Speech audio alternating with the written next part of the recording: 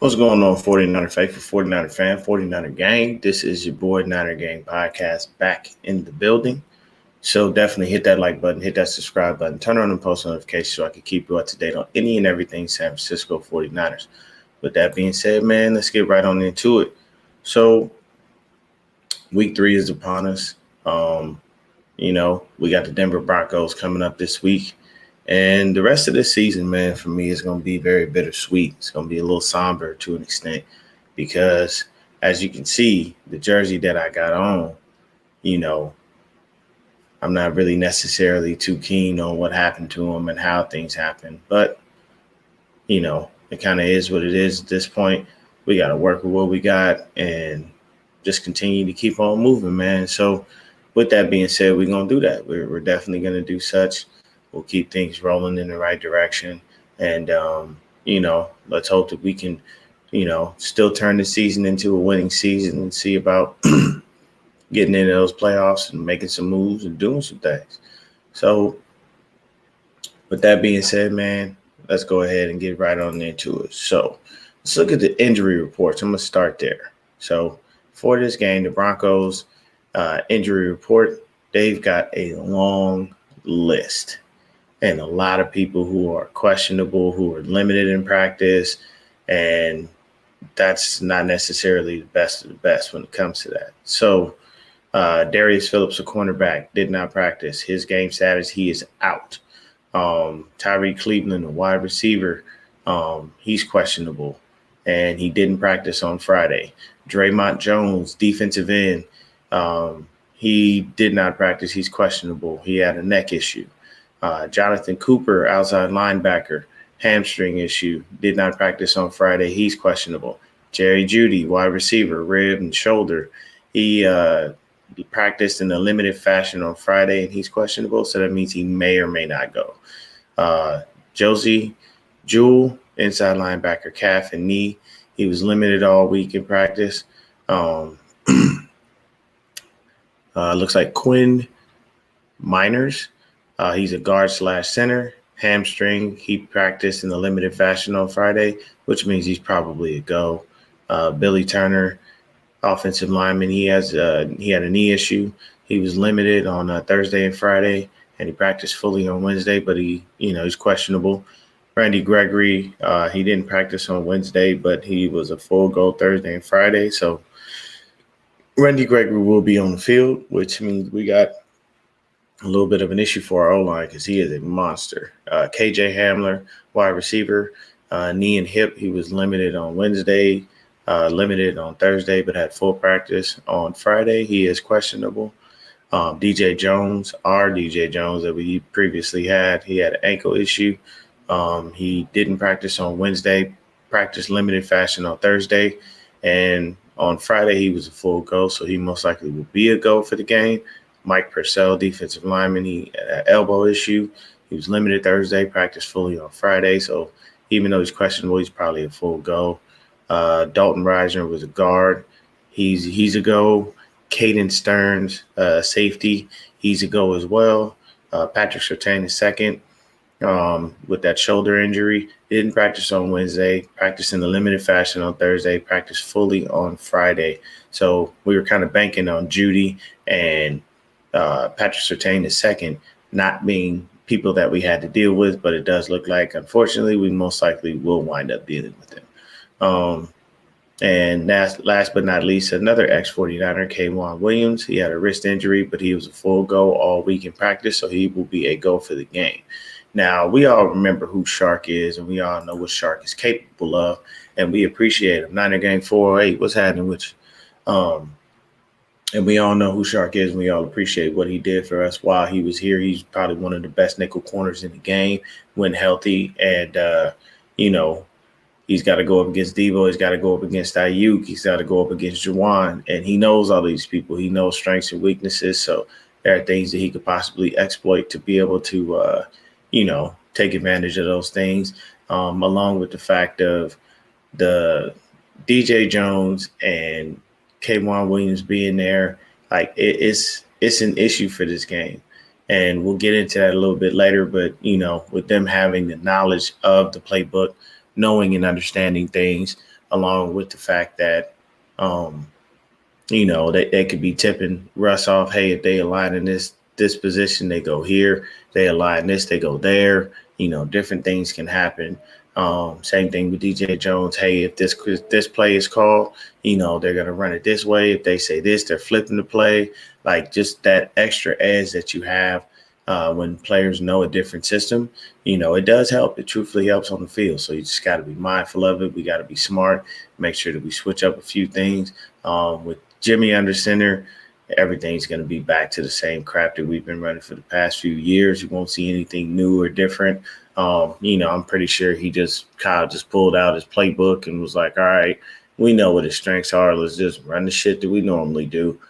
Sucks for the run game, though, because they can stack the box because Jimmy's not a viable runner. When we had Lance in, he was running very well along with, the rest of the team. Jeff Wilson Jr. was moving. Debo was moving. So was Trey Lance. So, when you kind of have a three-headed monster that can run and then one of those monsters can pass, it creates a viable problem for the offense. So they got to play honest football. Now with 10 under center, we don't have that luxury because they know all I got to do is guard the middle of the field and force him to throw outside the numbers, to throw deep, and that's the way I can try to, slow him down, stop him, and beat him. But either way, that's just part of the situation. So with that being said, let's look on over to the 49ers injury list. So Eric Armstead didn't practice all week. He's questionable. Brunskill is out. TDP is out with that high ankle sprain. Tyler Croft is out with the knee issue. Colton McKivitz was limited in practice on Friday. He's questionable. But Kittle is a full go. He practiced fully on Friday. Trent Williams, he just didn't practice on Wednesday. It's a vet day. And then he practiced fully on Thursday and Friday. So, he's definitely a go. We don't have anything to worry about with that. But that is the full injury list. So the two people that I'm focusing on that injury list strictly are Jerry Jeudy and Pat Surtain II. So if those guys are able to go, then yes, that creates a little bit of a problem because on the other side, you still got, I believe, Bradley Roby. And that's going to be an issue as well. I'll take a look at the list. I don't think it's not Bradley Roby. I have to look at the guys and see who it is as far as those DBs because I'm not familiar with their defensive backfield. But let's see here. Who is that other defensive back? All right. Ronald Darby, not Bradley Roby. There it is. That's what I was talking about, Ronald Darby. And Darby is a formidable guy. So when you have Surtain and you got Darby, then that means Debo and Ayuk got their work cut out for him to be able to do certain things. Jawan too, Ray as well. As I did state before, I feel like Danny Gray is going to wind up being a little obsolete because Jimmy doesn't throw deep. So we'll see what happens throughout the season and see if they're still able to use him in some way, shape, or form and kind of figure it out. Let's see here. So we're going to go over a few things. The 49ers are currently at 1-1 atop the NFC West at this time, even though the whole division has the same record. The Seahawks' reign was short as it should be. We put a beat down on the Hawks and didn't allow their offense to score. Would have donated them if it had not been for Dwelly missing his block on the field goal attempt. But I digress. The defense had a stellar game. Hufanga is a star in the making. He's already making plays and will only get better when Jimmy Ward gets back from IR.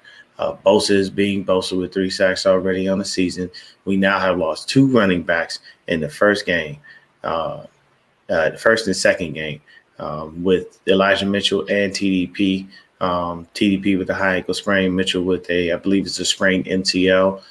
So he's out for the next couple of months. The team did bring Marlon Mack and put him on the practice squad, so he'll most likely be called up and active for this game. The one guy who unfortunately loses in that situation is Mason. JP Mason had a wonderful offseason and was praised for his play.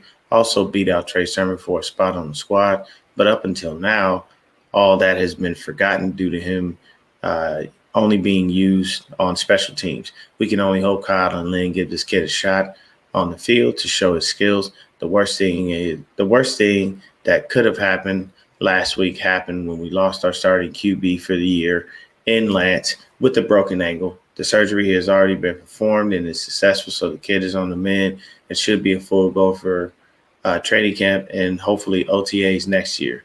When asked if Lance could possibly come back for the playoffs, Kyle stated he was out for the year. The way he answers questions about Lance is if he is annoyed, and if he's annoyed, like he doesn't want to talk about him at all. This is just me. I don't believe he ever wanted Lance in the first place. You ran him into the ground. You wouldn't let him throw.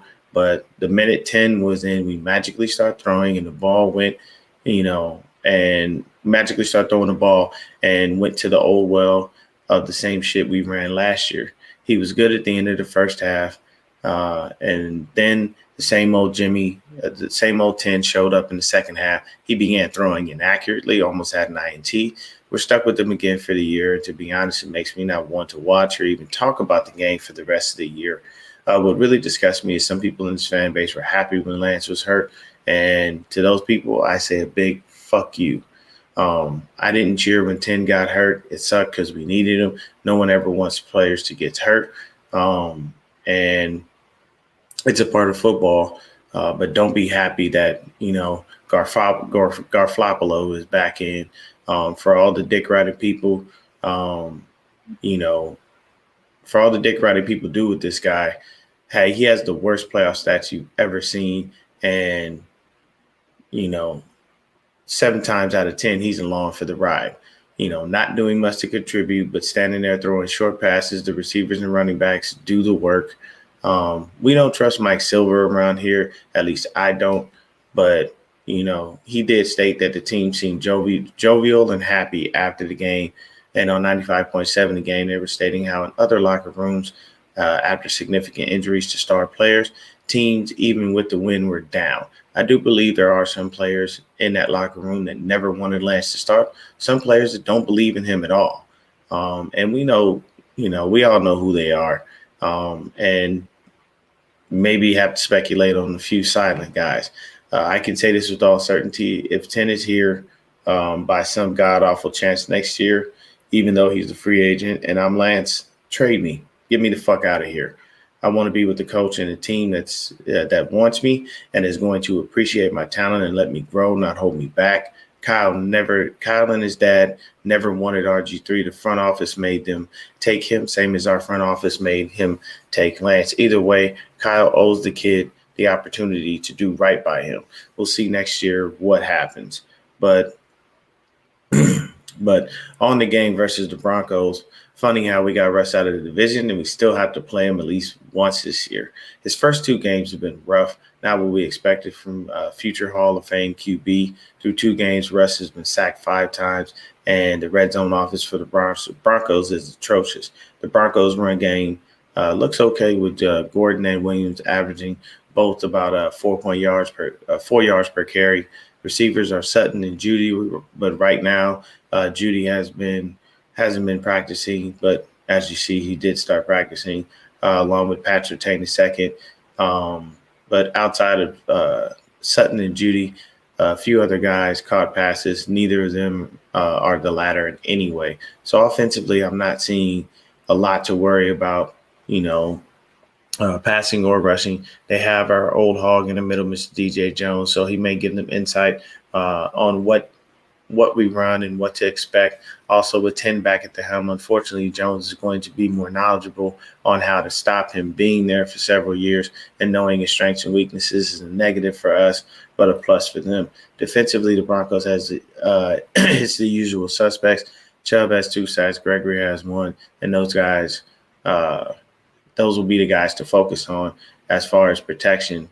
For 10, if he sees them coming, just get down. No interceptions for the Broncos this year, but as a unit, they have 6 passes defense. Majority of the defensive unit has about 5 to 6 tackles, so everyone evenly helps in that aspect. If Darby is by himself, it'll be easy to get away from him. But Surtain and Darby are a formidable duo. But we also have guys and 2 guys in Ayuk and Debo who will make this a hard task for those guys. In my honest assessment of the Broncos, we should win this game. When you just take a look at everything that Denver has done so far and just their season and whatnot, I don't feel like they're really going to be that hard to beat. Good morning, Rick. Good morning, Rocky Mountain Razorback. You know, Rick Diaz says, good morning. Name spelled Deon, but it's all gravy. Dion, good morning, good afternoon. What's going on? How you doing, my friend, my bro? I'm good, Rick. I hope you're doing well, man. Hope everything is good with you. So basically, as of right now, we got to look at the usual suspects that we have to take care of. We got to stop Melvin Gordon. We got to stop Williams. We have to stop Judy, and Cortland Sutton. And then at the same time, we don't really. I'm not really worried about their. I'm not worried too much about their slot guys, and or their tight end. I don't really think they're going to be a factor. So when you look at it from a defensive standpoint, you want to make sure that Mooney and Mosley are on point, that Womack is in there in the slot, stopping anything moving there, along with the fact that, you got Huff being a heat-seeking missile. That kid is playing out of his mind. As D'Amico Ryans like to say, he's playing with his hair on fire. So honestly, when you look at the guys that we have on defense, I don't see a reason why we can't stop them. Can Judy get a couple of, a couple of catches here and there? Same thing for Cortland Sutton.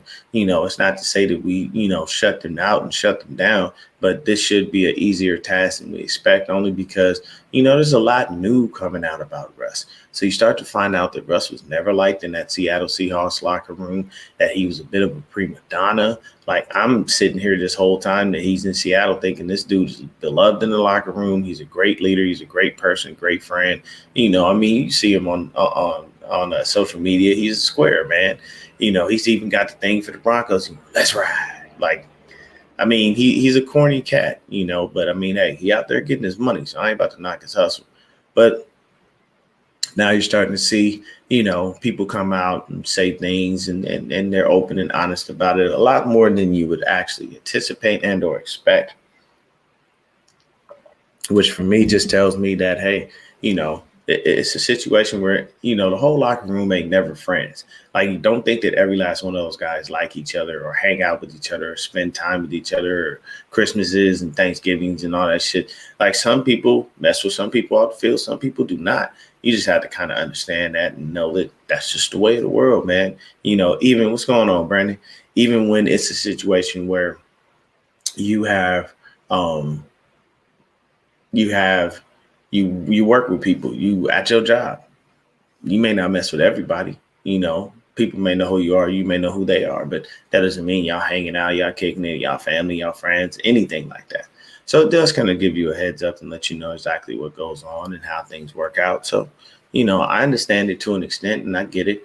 It's just definitely something that people have to take in mind. The locker rooms sometimes can be one cohesive unit when they get on the field, and when they get off the field, they disperse and everybody goes their separate ways. You never know. When we had Eddie D. Bartolo, he tried to make it more of a family atmosphere. He knew people, he knew their kids, he knew their moms.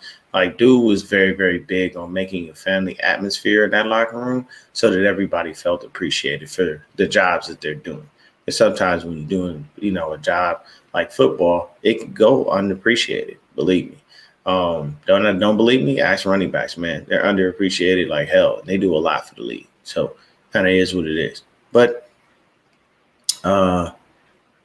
looks like Romello Bell. Good morning, bro. Glad you are still doing your numbers. I appreciate you, man. Thank you. It's the first time I've seen you in this in the chat. Definitely like and subscribe. I appreciate you stopping by this morning. So for me, let's take a look at it. On the Broncos, we got some people we got to take a look at. We got to be mindful of Bradley Chubb. We got to be mindful of Randy Gregory. Just some of those guys on the line that are doing things that would make us, have a little bit of cause to pause. Right now, their leading tackler is Alex Singleton. He's a linebacker. So we do have, Singleton, Justin Simmons, their safety, Kareem Jackson, their safety. Those are some guys. So DJ Jones, honestly, when I'm looking at the line, it's going to be DJ Jones. Mike Purcell is there, and he's still a formidable talent. Not over the top great, but Purcell can get some seriously good push up that gut. We got the triple Bs in the middle, Banks, Brendel, and Burford. So we got to be very mindful of how they play. They are progressing very well. They do look good. But, you got to get battle tested against some serious defensive players and some guys that are really going to bring that heat. Brandy Gregory and DJ Jones can do that, and Mike Purcell can do that as well. Definitely Bradley Chubb. So that's going to be the test for our O-line. Blocking those guys, making sure they don't get to 10, don't rattle them, don't throw them off, and then at the same time, the other linebackers, that are there, we're going to have to be, mindful of them. Looks like Damari Mathis, Alex Singleton. So Aaron Patrick, looks like Barrett Browning, Jonathan Cooper as well. So we got to be able to look out for those guys and make sure that they're not reading Jimmy's eyes and watching him when he throws over the middle. Otherwise, it's going to be interception city. And that's not going to bode well for our defense, because the more defense is on the field, the more they get worn down, the more tired they are. It's easier to make mistakes, easier to get penalties. There's a variety of things that go on when you spend most of your time on the field, and the offense is on the sidelines, because the offense was either inept or they actually turned the ball over. So I'm not saying that's what's going to happen with ours, but that's just the price of, having a so-so quarterback. I'm going to root for the team as I do every single year. But this year I really had like a whole new perspective, man, with Trey coming in and feeling great and finally being able to move on from Jimmy Garoppolo. But, it's like he'll never go away, man. I'm stuck like Chuck with him, and it gets frustrating, but it is what it is. So from an offensive standpoint with the Broncos, it's the same, Pete. Like I said, it's Williams and Gordon in the run game. We got to stop them. I'm not too worried about it. The 49ers defense has been fantastic the past couple of weeks against, runners as far as that's concerned. The number one thing we have to do outside of Williams and Gordon is contain Russell Wilson. He is older. He does not want to run, people. He is tired of running. He would love to stand in the pocket, throw the ball, and make sure that he can do things, strictly from that pocket. He doesn't want to run around. He's hoping that the O-line will hold up for him and be able to keep him going, because, at the end of the day, man, once you get older, your body doesn't move and work like it used to. So first thing you want to do is chill out, slow down, keep things cool, and make it happen. So I anticipate we'll see a lot of Williams and Gordon. They'll probably be trying to mix it up. They run a similar scheme to what we run, not exact, but somewhat similar.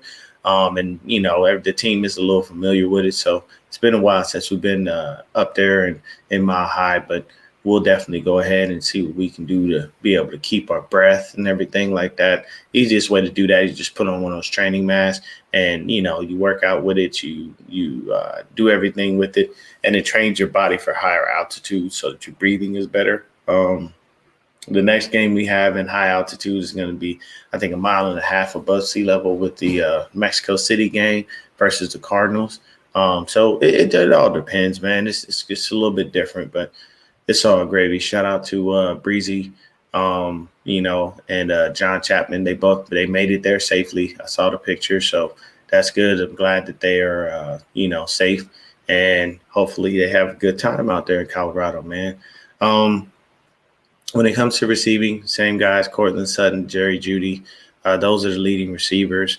Jerry Jeudy only has 1 touchdown, and then the other touchdown is to Eric Saubert, a tight end. But, when it comes to looking at the receivers, the only other guys that have caught a ball are Tyree Cleveland and Kendall Hinton, and those guys haven't really done much of anything. So, honestly, when you look at it, yeah, there's going to be, yards that we have to make sure that people that we got to keep a close eye on. Jerry Jeudy right now currently has 113 total yards, but he has 79 yards after the catch. So that means he's another yak monster that we definitely have to be very mindful of. Cortland Sutton, not so much, 194 yards, but he's only got 31 yards after the catch. So he's not really doing a lot when it comes to yak, but he is a big body receiver, and Jerry Jeudy, like I just stated, we want to make sure we keep him contained, because obviously he's getting most of his yards after the catch. So he's making the plays once he gets the ball in his hand. So we'll have to make sure that we're there to stop that. We're good with our tackling. The other thing is to keep it like we did last week. No penalties. Let's just try our best to make sure that we don't kick ourselves in the butt with penalties and things of that nature. We want to make sure that When we're locking these guys down, we're locking them down the way that we're supposed to. We're not holding. We're not getting any PIs. We don't need any late hits on Russell Wilson, none of that stuff. So hopefully everything works out and we can do so. I definitely believe we can with the defense that we currently have. When you go ahead and you flip over to our side of things and you look at us as far as the defense goes, you already know exactly what it is, man. It's the usual suspects, bro. It's Javon Kinlaw. It's Samson Ebukam. It's Nick Bosa. Charles Omenihu. All of the guys. Drake Jackson is even starting to get a little PT. He came in last week, man, and he overshot Geno Smith. And then he came back and helped Nick Bosa come and finish off that sack, which was pretty cool because that tells you the kid's he's got ridiculous speed. So for somebody to be that big and move that fast, that's definitely awesome for us. So for me, it's just a situation of those guys being there and just continually doing their job. Right now, the guys that'll be running for us are going to probably be Jeff Wilson Jr., Marlon Mack, and hopefully Jordan Mason gets a few runs in because he hasn't touched the ball at all from an offensive standpoint this year. But as of right now, it's going to be those usual guys. The receiving core is going to be real small.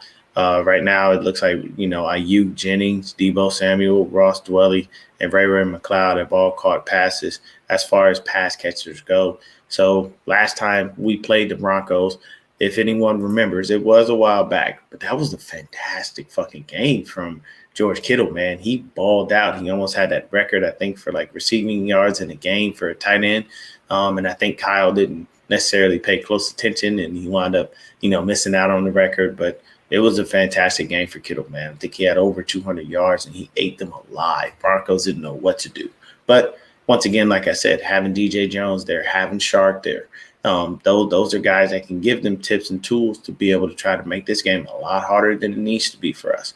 So it's all on making sure that we're on our P's and Q's, making sure that we're good with our technique, tackling properly, and then from the offensive standpoint, making sure that run game gets going, making sure these little screen passes and the over-the-middle stuff continues to work, because that's just what 10 does. What's going on, 49ers Throwback? Let's see here. What did Rick Diaz say? He said, it's true. You just finished saying right now. I said that this week, yeah, we're going to be tested. I said it many times. Yeah, definitely so, man. It's definitely crazy. He says, shout out to Trey, our starting quarterback. Let's pray for him and keep praying for him. That's all we can do, man. I'm gonna keep praying for Lance that he has a speedy recovery. And the crazy thing is, and I foresee this, it could be a scenario, in an alternate world. What would happen if Trey Lance wound up being healthy enough to go by January? Because technically he's got like 2-3 months.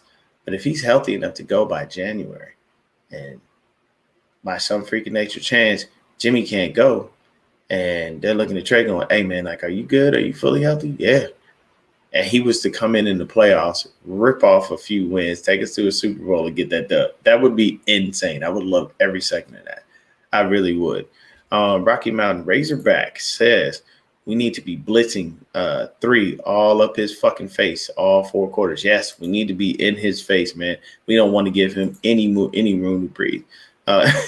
Rocky Mountain Razorback also says he's a skinny little pussy, though. One good pop from him, from Huff, and that should do the trick. Definitely so. Definitely so. Morning for Throwback. Rick Diaz says, that's what my friend said, protect the ball and no penalties. Yeah, man, and that's the whole point of it. Kittle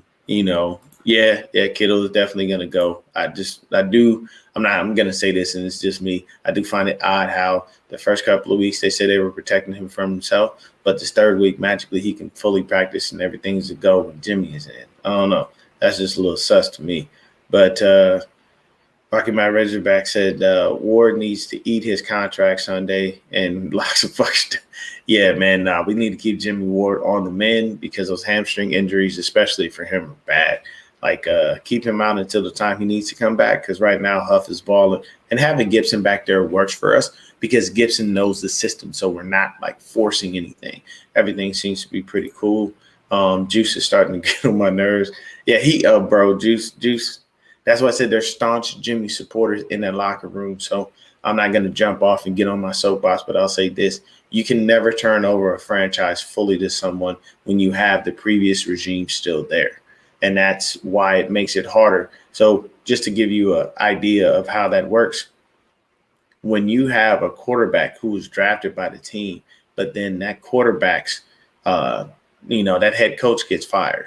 So that head coach gets fired, his whole staff gets fired. So the next thing you know, you have the holdovers from the previous regime. So the new regime comes in and they say, we don't like this quarterback. We're going to get rid of you, a la Josh Rosen. Josh Rosen was picked by Steve Wilkes. They said, all right, cool, we got a quarterback. They wound up going 2-14. Next thing you know, Steve Wilkes gets short end of the stick, which always happens with black coaches. This is nothing new. He gets the axe. They bring in Cliff Kingsbury. Kingsbury held true to what he said he was going to do. If he had the first pick, he was picking Kyler Murray. He had the first pick, he picked Kyler Murray. They shipped Josh Rosen off to, I believe it was Miami first. I think so. Yeah, it was Miami. And he's bounced around the league since then. There's backup, man. He's been able to get on rosters, but he's never been able to get out there and try to show anything. Only reason I really know Josh Rosen like that is because he went to UCLA, and that's my college squad. But either way, man, it's definitely a little bit frustrating when it comes down to it, as far as like changeovers and regimes and whatnot, and then hoping and praying that those people that come in believe in you and that they want you to succeed and they want you to go forward and progress. Like Justin Fields got lucky. There was a changing of the guard in Chicago, but they rolled with him. Eberflus said, you know what, this is the guy. This is who they already have. He's a young talent. Let's just continue to develop him and see what we can get out of him. You know what I mean? And that's a nice thing to have. When you're a football player or you're a player in any sport, people believe in you. Contrary to popular belief, it means a lot, and it does provide energy, and it does help you out there on the field. Like when the players were saying, oh, no, we don't really feel no different, that people aren't in the stands when it was 2020. Bullshit. Y'all feel crazy different. Because you know why? That roar from the crowd, the deafening noise from the crowd when you're on offense and the team's on defense and they can't even make their play calls. They got to go to silent counts. All of those things that happen, those things mean a lot, and it helps in the game. So having somebody have faith in you and put their faith in you to be able to do things and get stuff done, that's always a beautiful thing as well. But let me just get through a few more of these comments. Rick Diaz said, that's what I said. Oh, yeah, I read over that one. Looks like Romello Bell said the coach said no already, even if he's better, he doesn't want him back in the press. It's real sad. Yeah, it is, man. And that hurt my feelings because, like, the way that he talks about Trey Lance, man, there's no excitement. Like, there's no shit. I got this kid and I got so much I can do with him. It's kind of like, well, I got Trey Lance. Like, that's literally how it feels when he talks about him. Like, I likened it, the other day because I was watching something. I likened it to being in the situation of being in a relationship. Like, it was funny because you basically flip-flopped. Last year you were telling Jimmy all year long, like, don't worry, this is your team. You're the guy, you know what I'm saying? Then when the season was over, you said, all right, look, man, we're going to get you up out of here. We're moving on to the kid.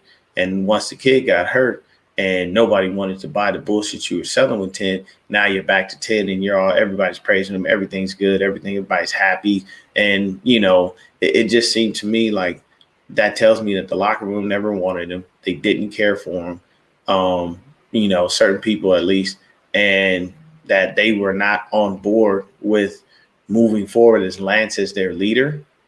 Because you could just tell how they moved and how they acted and how everybody immediately rallied around Jimmy, how the energy level just skyrocketed upward, all of those things. And it just tells me that I was right, because I said, you're never going to give this kid this full locker room with him still being here. It's not possible. That's like me being, becoming the CEO of a company, but that previous owner is still there and he was beloved by everybody in the building. So if that's the case, how do I get them to fall in line with me?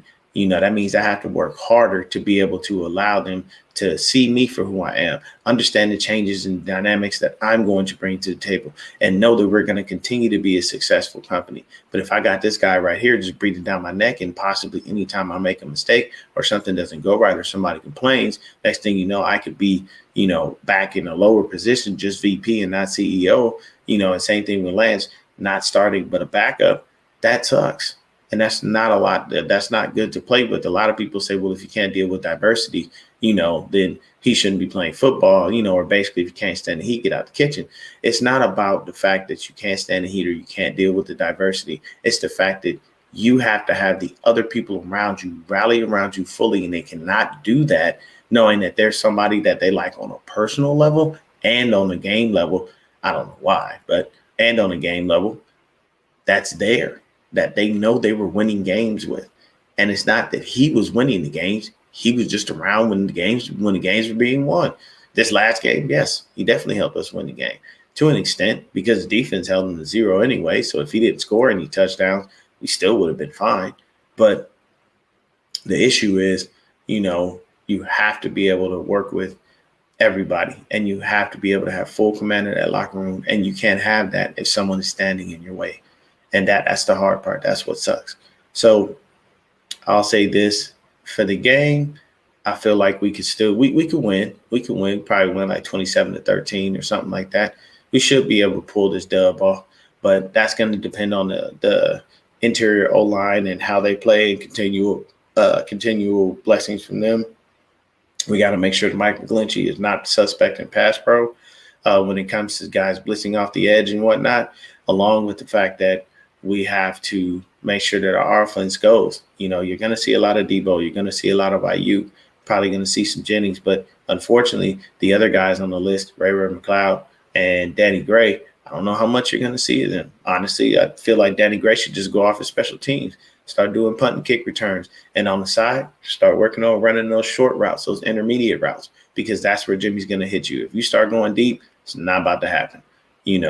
Somebody did tell me that if that was Danny Gray in the Super Bowl instead of Emmanuel Sanders, he probably would have caught up and caught that ball. I do believe that because Danny Gray has blazing speed and Emmanuel Sanders is a lot older. Now, when Emmanuel Sanders was younger, yeah, he probably could have caught that ball or caught up, laid out, and still caught it. So it kind of is what it is. But either way, it just feels like he doesn't believe in the kid and he never wanted him. And that sucks because he was such a high pick and you invested so much in him. Why would you do that if you truthfully knew you didn't want him? Why would you trade up to 3 without, consulting with the front office before you did that and saying, hey, I want to go get, Mac Jones or Zach Wilson or, hopefully Trevor Lawrence isn't gone at the first pick and they want to just go ahead and take Zach Wilson or something. Like, just, you could have been honest with yourself, because to me, to be honest with you, when you look at the quarterbacks that he's had, he doesn't really care for African-American athletic quarterbacks. And this is nothing against him. I'm not saying he's racist, because he's not. But I am telling you that his preference to quarterback is white, prototypical, stand in the pocket, deliver the ball, have a little bit of athleticism, a small amount to be able to boogie and get away from certain things, but you don't need to run all over the place. Like, honestly, that's just how it works. And I swear to you, if this was Josh Allen, this probably wouldn't be an issue. Josh Allen would have played. He probably would let Josh Allen throw. All those things come into play. But either way, I'm not going to sit on a soapbox and talk about that. Do got to pay some bills really quick. So I'm going to play this video from my guy, Zach. He's going to let you know about my bookie. What's going on, guys? Zach Hernandez here from 49ers Hive. And as the Bills and the Rams prepare to kick off the NFL regular season this Thursday evening, now is the time to prepare for your winning season at MyBookie. Whether you're a veteran bettor or a first-timer, MyBookie gets the most of your money with a double deposit bonus. You might be asking, Zach, what's a double deposit bonus? How do I take advantage of this? It's very simple. All you got to do to claim your double deposit bonus is register today at mybookie.ag, sign up, and use promo code HIVE, as in 49ers Hive, HIVE. This is designed to add more excitement to the game and sports we all love. Bet on team win totals, predict the Super Bowl winner, 49ers, or use the MyBookie prop builder and secure the bag. One thing is for sure, guys, Your winning season begins today, exclusively at MyBookie. MyBookie.ag, promo code HIVE, HIVE. Let's win some money, guys. There you go. Bills have been paid. But when you look at this game, man, you got some X factors. I'm gonna tell you right now, my X factor every game is Talanoa Hufanga.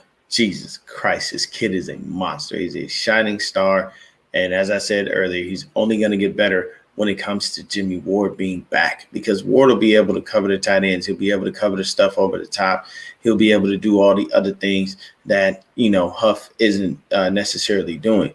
But, man, Talanoa Hufanga is a monster. And the cool thing about Huff? He went and took my man Trey Lance, saying he took him some lunch the other day.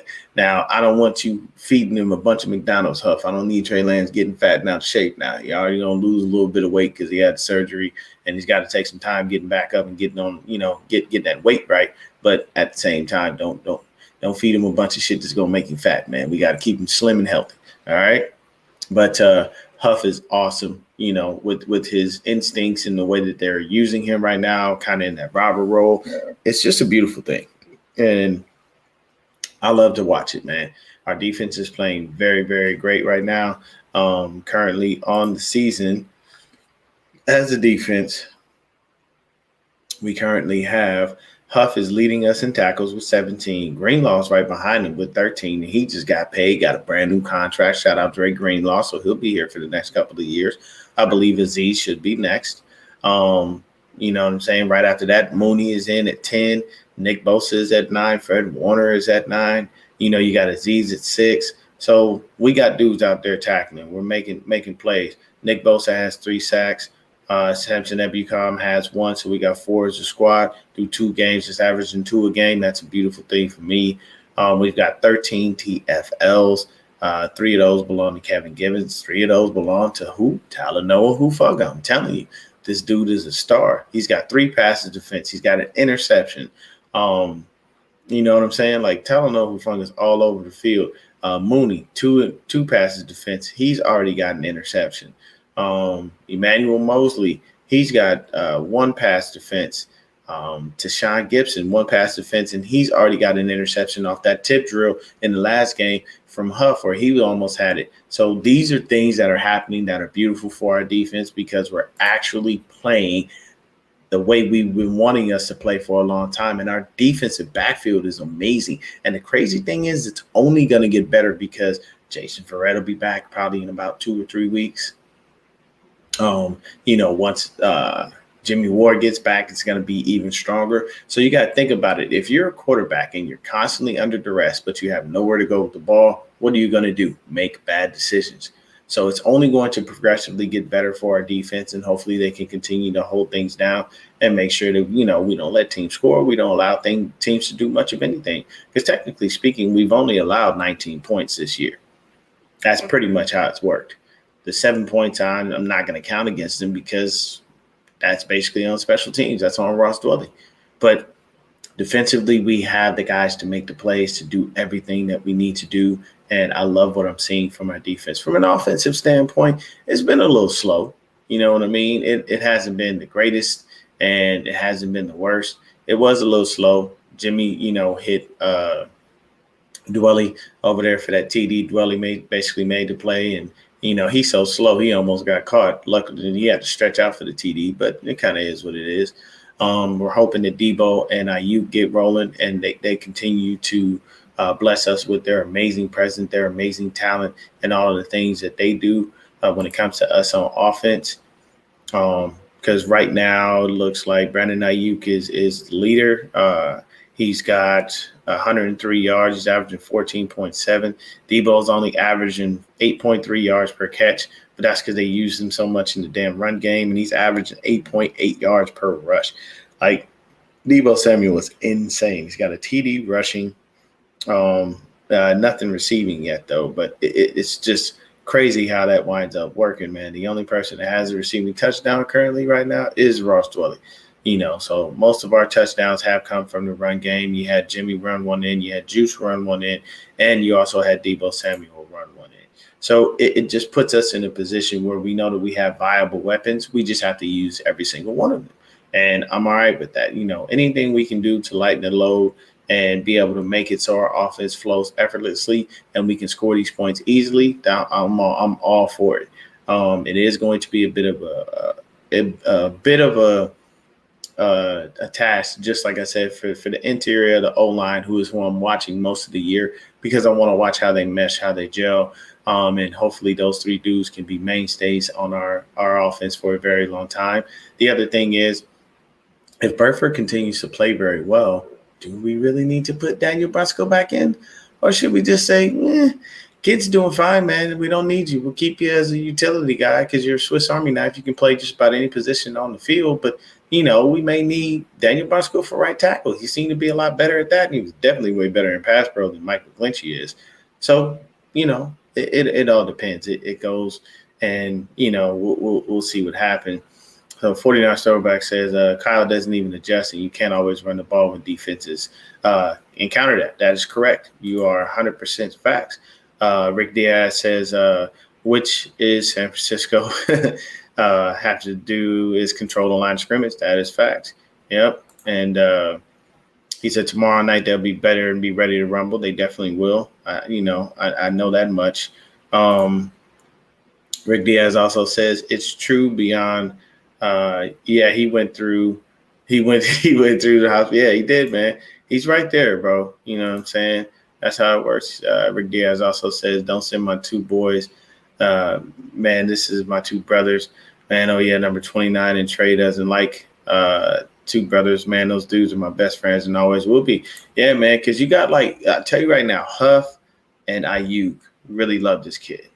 And they believe in him. They believe in what he can bring to the table and all of the things that he's going to do for this franchise. And I do as well. I really believe in Lance, and I feel like he's going to be a stellar, star in this league. And I just want to make sure that Kyle Shanahan sees that, recognizes it, nurtures it, helps it come about, and helps him explode in ways you can't imagine. But at the same time, I don't want him holding him back and wasting his time and or talent if you don't really care for him, man. But it's just always going to be weird to me how the team, how certain players on the team reacted after he went down, and everybody was just happy. For me, if you really back a dude, what I would have said? That win was for Lance. And any other win we get the rest of this year, it's going to be for Trey. We're playing for him now because he's our leader. He's our quarterback. You know what I'm saying? That's how you show full faith in the guy. And it's not to take anything away from 10. It's not like you ain't going to ride with him and just, listen to him and pay attention to him in the huddle. You got to get the ball. But coming out in that kind of staunch support definitely lets that person know that you got their back. And also that wins you favor with them. Not going to lie to you. Brandon Ayuk probably was going to see a lot more targets than Deebo Samuel because why? Deebo didn't work out with Trey in the offseason. Trey extended the offer. Deebo asked if he could come to him. That wasn't the case. And it's not to say that there's any rift between them or there's any angst or any animosity. There's not. It's just that when you're in a pinch, who are you going to? Someone you trust or someone you don't really know?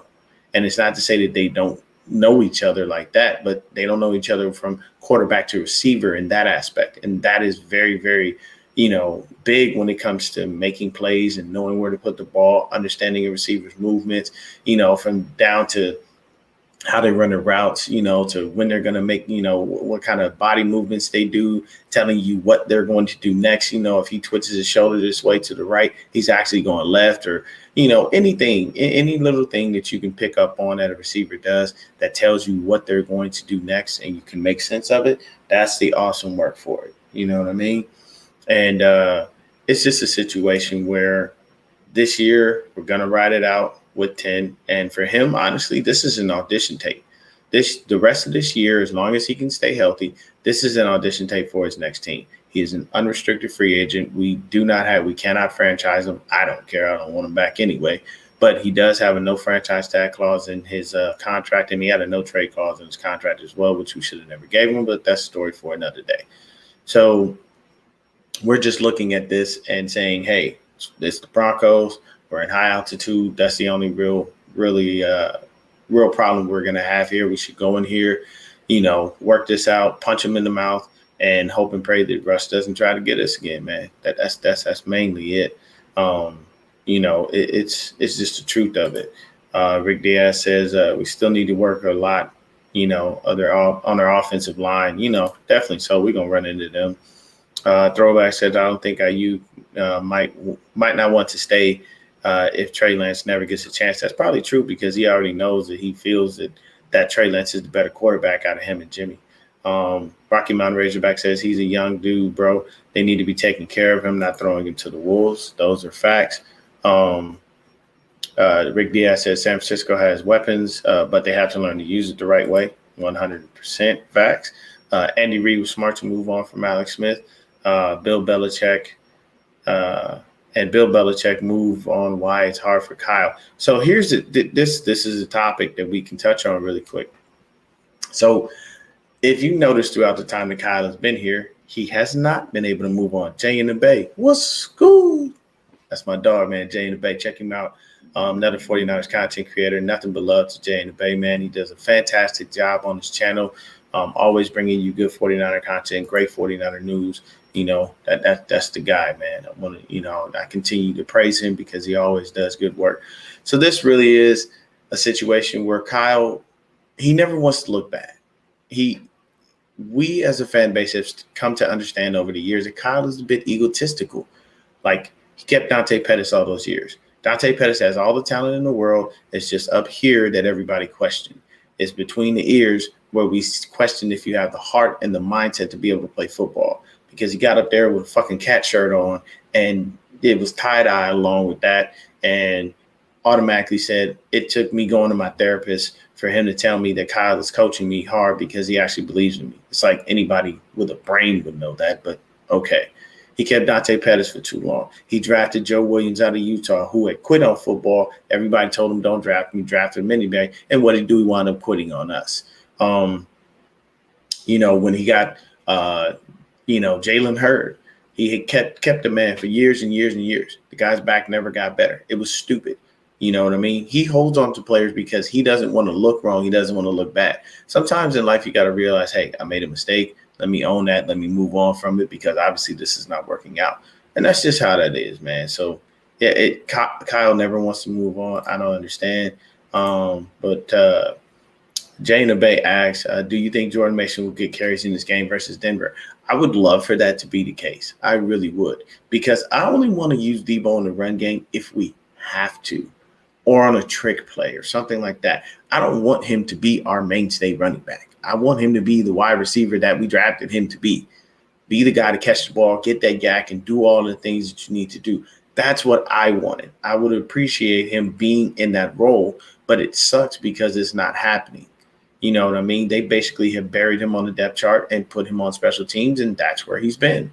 And I feel like if you give the kid the touches, that's the problem. They're afraid he's going to break out and show up, and then you're going to have to push somebody down the list because you're like, well, I can't hold this guy back. We just brought Tico Raw back and put him on the practice squad. So you already know Kyle's probably going to try to call him up. So now that doesn't bode well for Mason either.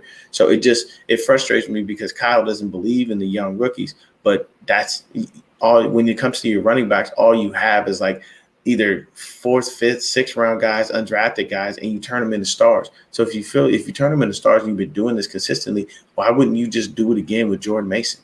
Why wouldn't you allow this kid the opportunity to get on the field and show us what he's got? He looked good in preseason. He was lauded all offseason for how fantastic he was. He beat out Trey Sermon for a spot on the team. Like, what else do you need to see from the kid? You know what I mean? So that's part of it. So I hope he will get carries in this game. I doubt it, though, because I'm pretty sure they call up Marlon Mack. You know, Kyle, he loves to have at least 3 running backs active on game day. So if you got Jeff Wilson Jr. and you got Marlon Mack, then you have Jordan Mason. Oh, by the way, Jordan Mason gets pushed down another spot because you also have Deebo Samuel. So he's going to go to the people that he knows and what he feels is better. And, he's not going to somebody unknown or unproven. And it's kind of hard for the kid to get on the field and prove it to you, show it to you if you're not allowing such. So I would like for it to happen. Do I think it's going to happen? Probably not. I picked him up in fantasy just in case, because if we have another injury at running back and we have to do certain things, it's going to be fantastic to see Jordan Mason out there getting a couple of things.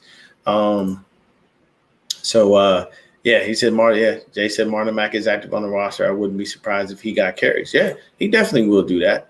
And Shanahan, he goes to the well where he knows already. Like he's not looking to try something new. He does not want to test out new waters and whatnot. Because the thing about it is, honestly, if you bring Mason out and allow him to run a few plays, they don't know what Mason's like. DJ Jones doesn't know what Mason is like, but he does know what Debo is like. He does know what Jeff Wilson Jr. is like. So those are things that they can exploit because they have knowledge of these players, whether it be DJ Jones or Shark. And, you spread that knowledge out to your current team. You let them know, hey, look, these are the things that happen. These are the things that go on. Because why? You're trying to win the game at the end of the day. It's tribal knowledge. Everybody shares it. I'm pretty sure there's a million things that other teams know about, different guys and different players, and they share that stuff. It's not like they keep it quiet or they keep it humble. I can guarantee you that. So for me, honestly, I think it's just a very good situation for us. We should go up in the mile high, pull this W off. It's going to be a later game, so that's just a little bit of extra rest for the guys. Anybody is nursing any type of injuries or anything like that. But I think it's going to be, a really good thing. So for me, I'm going to say, like I said, probably about like 27-13, we should be able to pull the dub off, win this game, whether it be the run game going insane, whether it be the pass game looking good, whatever the case may be. I'm rooting for the team. This is what I root for right here, this logo.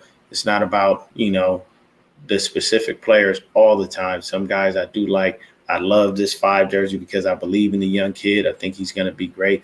Most likely will get me a Talanoa Hufanga jersey because I believe in the kid. He looks fantastic. I hate the fact that he went to USC, but it is what it is. And the only other jersey that I intend on buying is number 47 from my man Deshaun Dixon over there on the Jacksonville Jaguars. He made the active roster. He's there. I love what he's doing, man, and I'm going to continue to promote and pray for that kid and continue to scream his name because he came from an HBCU and he made it. One guy who got the short end of the stick, who I really hope the team starts to take a flyer on, is Al Young from Jackson State. I'm telling you, man, that's the next Richard Sherman. If y'all don't believe me, check him out, bro. He was a fantastic wide receiver when he was in high school. He got converted to DB going to college, and he's an awesome talent. So what's going on, Andy Smith? But Rocky Mountain Razorback says, "Oh, you got to put the Debo all the way on." Yeah, man. Yeah. You got to get that. So 27-13, I believe we do win. I believe we should be able to take care of them and hold them down. We shouldn't have too much of an issue outside of the high altitude and just making sure you keep your breathing right. You probably had a little oxygen things that you use, during the game. But I do anticipate that we should be able to win this game. I'm not worried about the run game because we've been stopping run games all year long. It's more so the passing game that we have to be able to be focused on, make sure we're not committing any penalties. And it looks like Mooney and Mosley have that held down. I don't know what Jason Verrett does when he comes back. That he may be in the slot, he may not, but I think he's still going to do some formidable things, while he's out here. But at the end of the day, man, 27-13 is my score. I'm going to stick with that. I picked us to win, in my weekly picks over on Instagram, you know what I'm saying? And definitely, if you like, you can support the channel right there, man. Patreon.com/Niner Game Podcast. If you like to support the channel, you're more than welcome to do so. Continue to do things. I'm just continuing to grow and blossom and try to make sure, once I get to that 500 subscribers, I'll do a giveaway. But I thank everybody for tuning in. Once again, patreon.com/Niner Game Podcast. And this is everything that you see from me on, when it comes to Twitter and whatnot. That's me, Twitter @SwiftD. And then on IG, I'm 49er_Dion. So just definitely check me out, man. I always do my game picks, try to make sure I make that as entertaining as possible. But thank you so much for tuning in. Thank everybody for coming in and hanging out with your boy, Jay in the Bay. I'm glad to have Kittle back too. I'm going to get at you, man, because we got to do a show. We'll probably, I'll see if we can do one next week for the next game that we got. But thank you, everyone, for tuning in. Thank you all for stopping by. Tell a friend to tell a friend. Spread the word, man. I'm out here doing this content, and I'm going to continue to give it to you, rough, rugged, and raw. I'm never going to hold nothing back. I tell people how I really feel, and I say things that a lot of people won't say because they typically don't want to go against the team. But that's not me. I don't move like that. I will tell you the truth of how I feel. I'll keep it real with you, and I'll make sure that we, keep this thing moving. But thank you so much for stopping by. Down the Game Podcast, and I'm out.